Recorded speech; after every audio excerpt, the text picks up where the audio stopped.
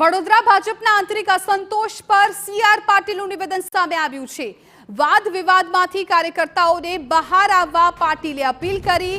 કોણ શું કહે છે એની ચિંતા ન કરો તેવું પાટીલે કહ્યું છે.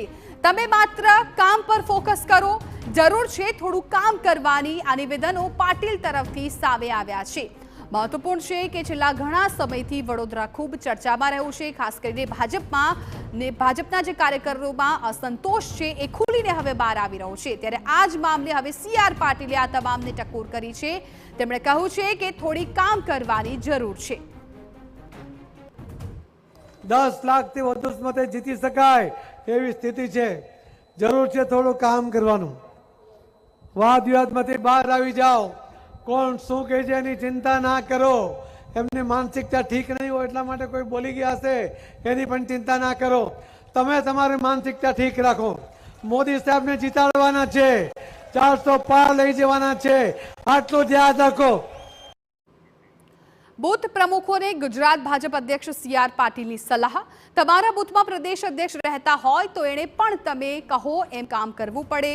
તમારા બુથમાં તમે કામ આપશો તો કોઈ પણ ચૂંટાયેલા નેતાઓએ કામ કરવું પડશે.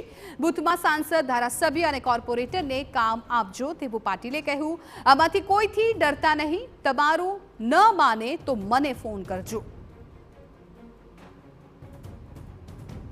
સાંસદ હોય, મંત્રી હોય, એ ધારાસભ્ય હોય, તમારા શહેરના પ્રમુખ હોય, મહામંત્રી હોય કે કોઈ પણ ચૂંટાયેલો પ્રતિનિધિ હોય, એ વિસ્તારનો કોર્પોરેટર, એ પણ જે બૂથમાં રહેતો હોય એ બૂથનો પ્રમુખ, એનો નેતા છે, એ જે કામ સૂચે એ કામ એ બધાએ કરવું પડે.